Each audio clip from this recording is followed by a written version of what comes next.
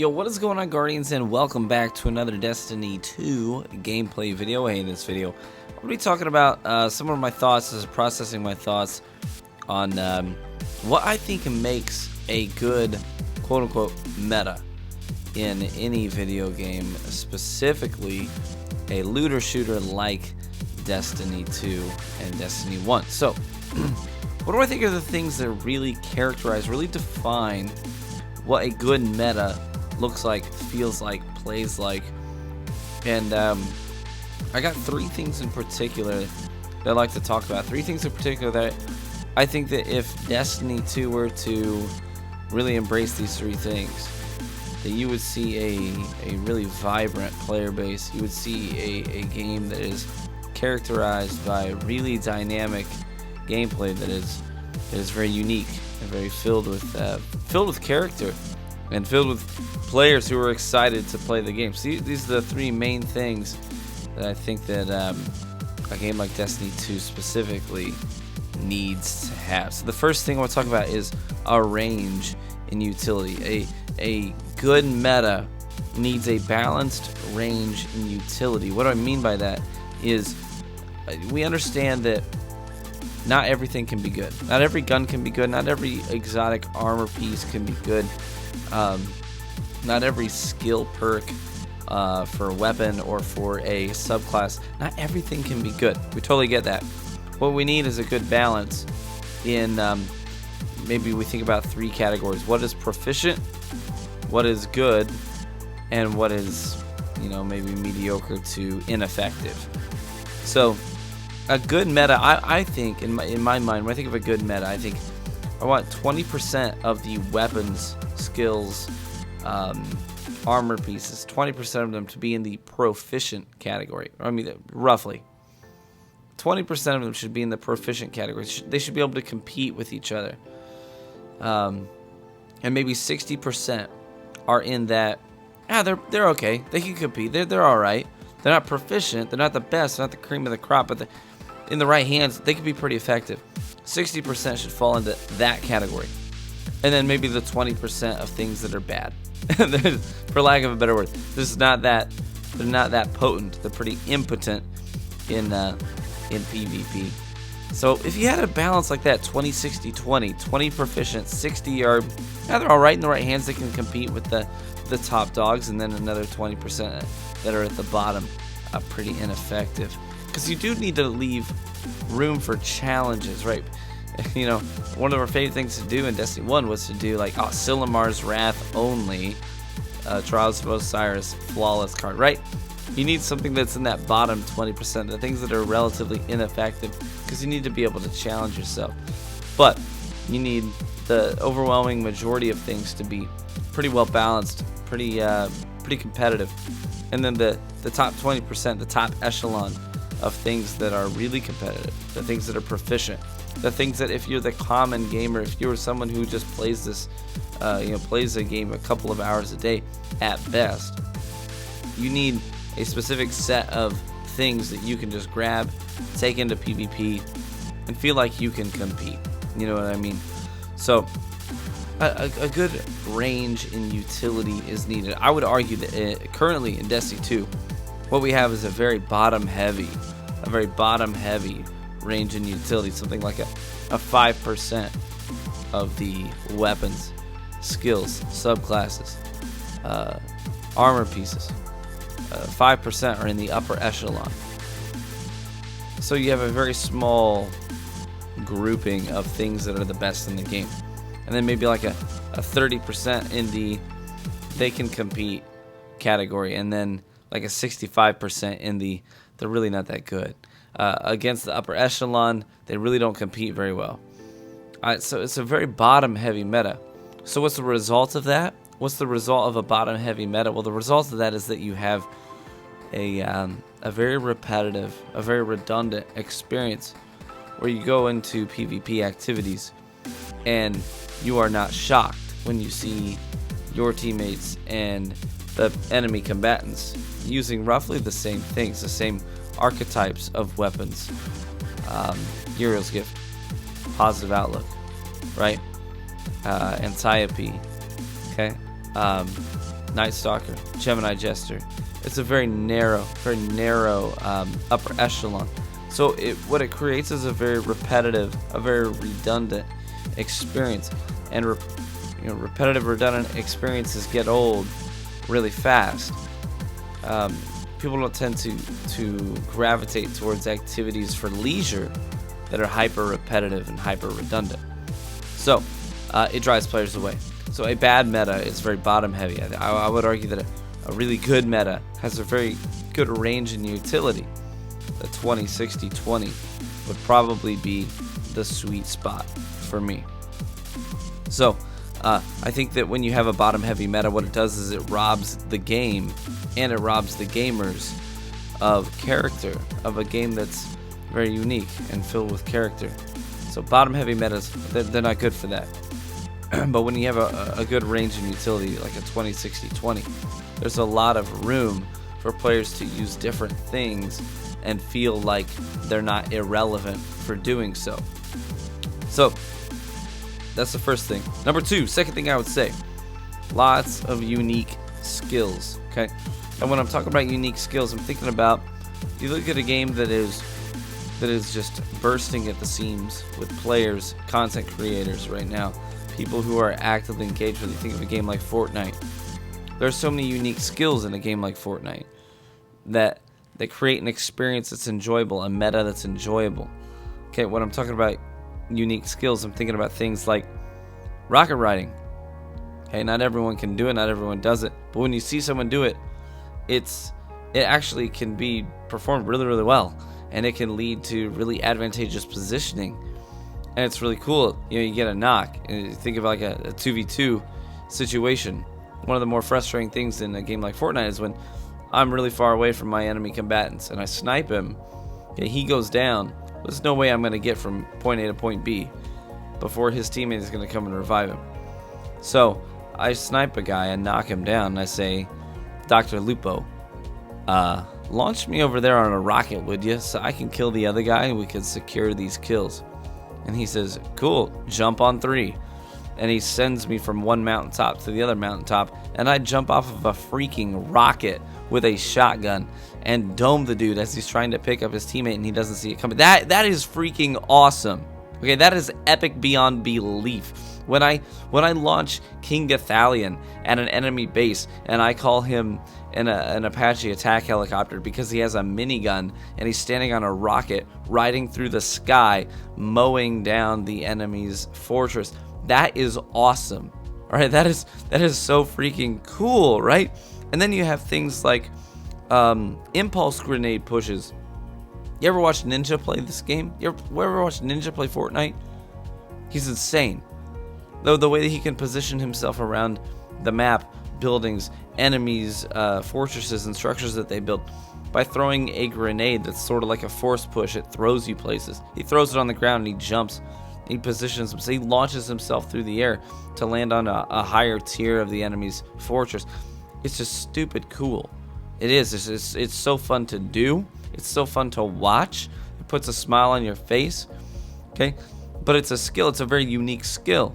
Okay, and then you've got other unique skills in a game like Fortnite. Like you watch players who are known for being excellent builders and editors. They can build a fortress, but they can also drop a floor out from underneath them and drop on somebody, create a window, create a door, create a spiral staircase. These crazy edits that they do in the moment to confuse the enemy combatant and to get a leg up on their opposition. And you watch it and you're like, that is so cool. I want to do that. A good meta needs defining unique skills like that. We had some of that in Destiny 1. I was hoping that Destiny 2 would bring more of that and not water those things down like Titan Skating. So these various skills, unique skills that were created by the community. When the developer allows room for creativity on the player base's part, and they say, here are the tools for you to create.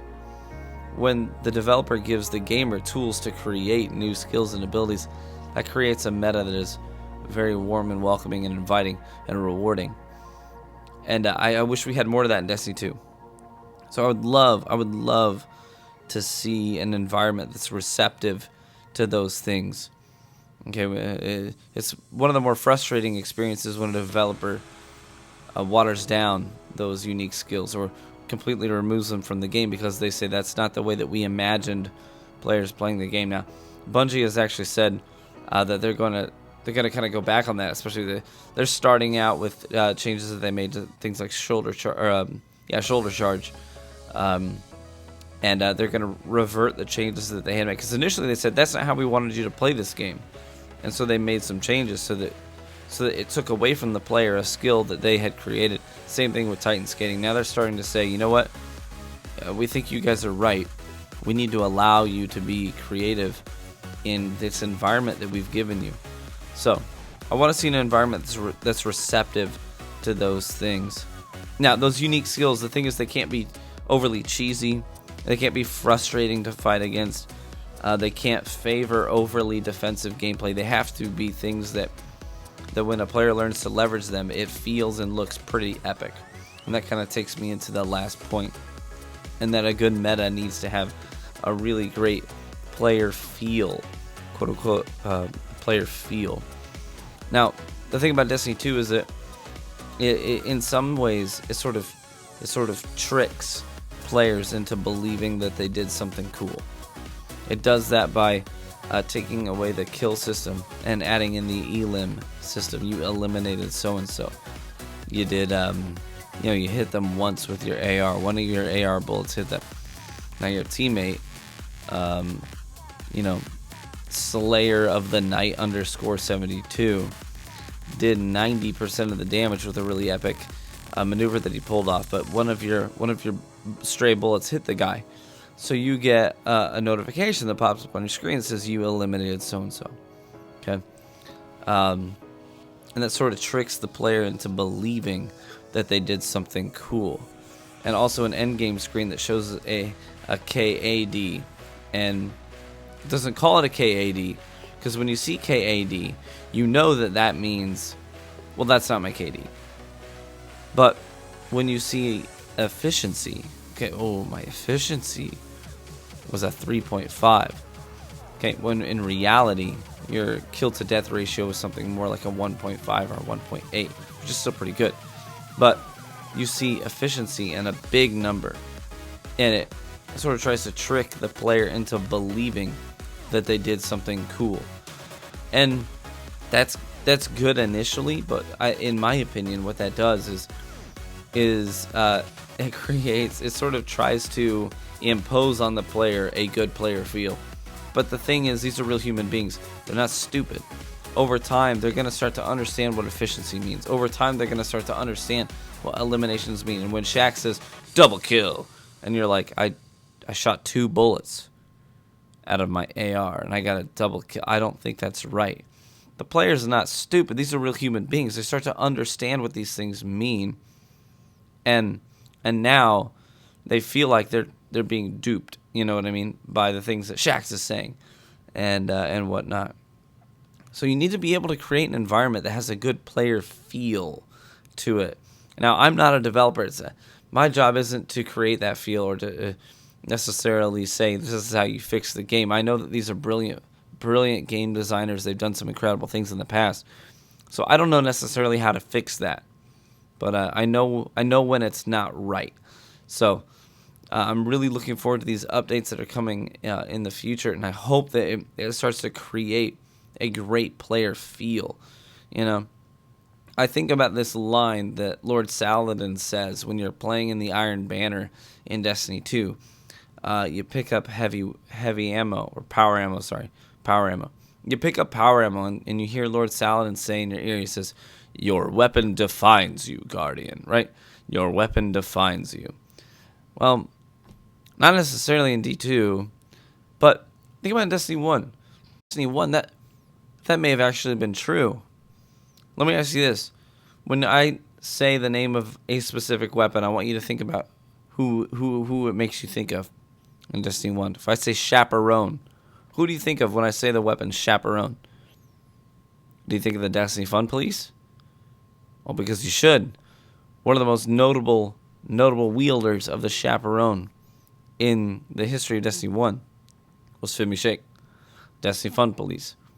When I say No Land Beyond, does your mind go to a specific player? To me, I think KJ Hovey. He probably logged the most hours with the NLB of any notable streamer in the history of Destiny 1. You know, I think of like the Yasmin and Bellicose combo. And I think instantly of the Sky Sniper approach to PvP that I was able to leverage in the second year of Destiny's existence. And it was so cool that we had an environment that created such a good player feel that you could take these weapons and you could really make a character out of it. You could make a specific play style out of it, and it would work. It could be effective, and it created a player feel that was so rewarding.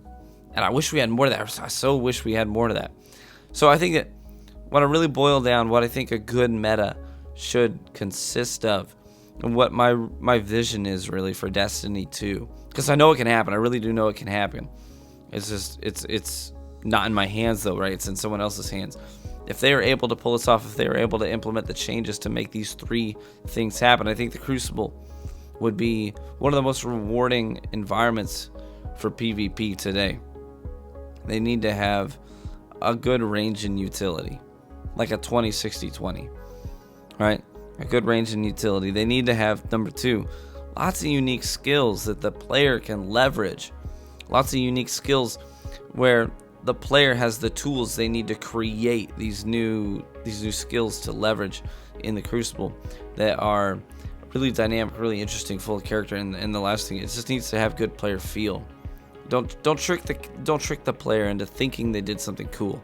Let them do something cool. Let them do something really, really cool, so that when they do it, they sit back and they go, "Oh, did you see that?" You know what I mean? Those "did you see that" moments. That's what we need. Those are the three things that, if I could whittle it down and say good meta needs these three things, those are the three things I would say. So hopefully this wasn't incoherent rambling to you. Hopefully it struck a chord with you and sort of reminded you of why you loved something like Destiny 1 so much, and what you think Destiny 2 might accomplish one day. Sorry for my voice being a little raspy. I had a tooth yanked out of my face today. I've got a bleeding face hole right now. I'm sorry if that's gross, but it's the truth. Bleeding face hole. That's what I'm dealing with right now. I hope did I overshare? I may have overshared. I'm sorry, guys. I'm delirious. I'm running up 4 hours of sleep, and it's after my bedtime. So I'm gonna go embrace my pillow. I hope you have a wonderful night. I hope to catch you in the Crucible.